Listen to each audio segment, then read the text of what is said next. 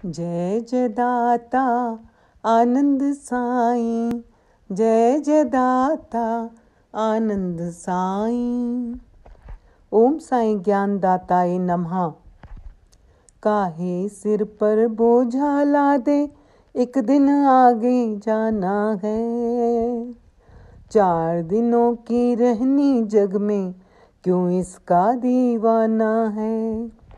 साहिब के दरबार में तुझसे पूछा जाना है।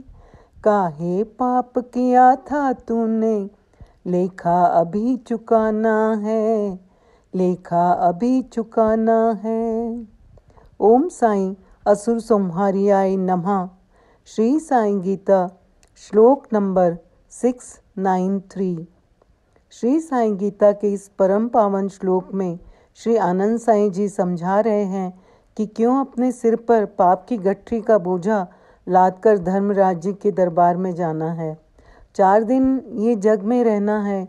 ईश्वर को भूलकर ये जग का दीवानापन ठीक नहीं है। धर्मराज के दरबार में तुमसे पूछा जाएगा कि क्यों पाप किया था। अब पाप किया है तो उस पाप कर्म का फल भी भुगतना पड़ेगा। जैसी करनी करोगे वैसे ही भरोगे। जीव जगत की माया में इतना उलझ जाता है कि ईश्वर की सत्ता भूलकर सब कुछ खुद को समझने लगता है। संतों की, बड़े बुजुर्गों की बात नहीं सुनता है। बाद में पछताने के अलावा कुछ नहीं रहता है। बचपन से हमें सिखाया जाता है कि गुरुजनों की बात ध्यान से सुननी चाहिए। पता नहीं कौन सी बात जीवन में कब काम आ जाए। इस पर आज आपको एक रोचक प्रसंग सुनाती हूँ। एक सेठ बस से उतरे। उनके पास कुछ सामान था। सेठ ने एक मजदूर को बुलाया और पूछा, अमुक स्थान पर ये सामान ले जाने के कितने पैसे लोगे। मजदूर ने कहा, जो देना है दे देना, लेकिन मेरी एक शर्त है कि जब मैं सामान लेकर चलूं तो रास्ते में आप मेरी सुनना या आप सुनाना। अब सेठ के पास कोई और चारा नहीं था, क्योंकि आसपास कोई और मजदूर नहीं था। सेठ का मकान लगभग 500 मीटर की दूरी पर था।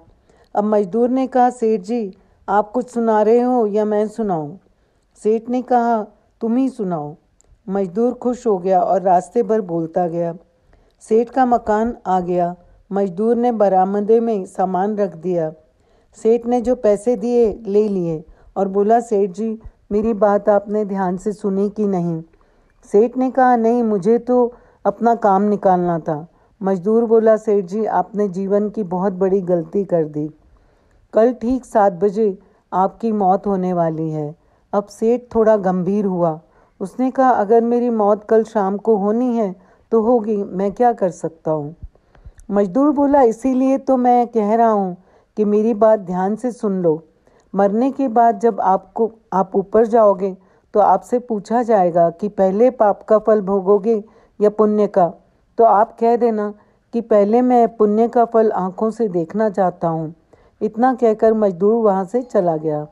दूसरे दिन सेठ की मृत्यु ठीक 7 बजे हो गई। सेठ ऊपर पहुँचा। उससे पूछा गया, पहले पाप का फल भोगना चाहता है या पुण्य का? सेठ ने कहा, पाप का फल भुगतने को तैयार हूँ, लेकिन जो भी जीवन में मैंने पुण्य किया है उसका फल आंखों से देखना चाहता हूँ। यमराज ने सोचा, यहाँ ऐसी कोई व्यवस्था नहीं है, लेकिन अब इस जीव से पूछ लिया है तो अब करना ही पड़ेगा। विवश हो यमराज उसको ब्रह्मा जी के पास ले गए और पूरी बात बता दी। ब्रह्मा जी ने अपनी पूरी पोथी खोलकर देख ली, लेकिन उनको कानून की कोई धारा नहीं मिली कि इस जीव की इच्छा पूरी हो सके। ब्रह्मा जी दोनों को लेकर श्री भगवान के पास पहुँचे और समस्या बताई। श्री भगवान ने यमराज और ब्रह्मा जी को कहा, आप जाइए और अपना अपना काम कीजिए। फिर वो उस सेठ से बोले, धन्य है वो सद्गुरु जो तेरे अंतिम समय में तेरा कल्याण कर गया। अरे मूर्ख, उसके बताए हुए उपाय के कारण ही तू मेरे सामने खड़ा है। अपनी आंखों से इससे बड़ा पुण्य का फल क्या देखना चाहता है? मेरे दर्शन से तेरे सारे पाप भस्मीभूत हो गए हैं। इसीलिए संतों की बातें बड़े ध्यान से सुननी चाहिए। ओम साईं राम, जय साईं राम।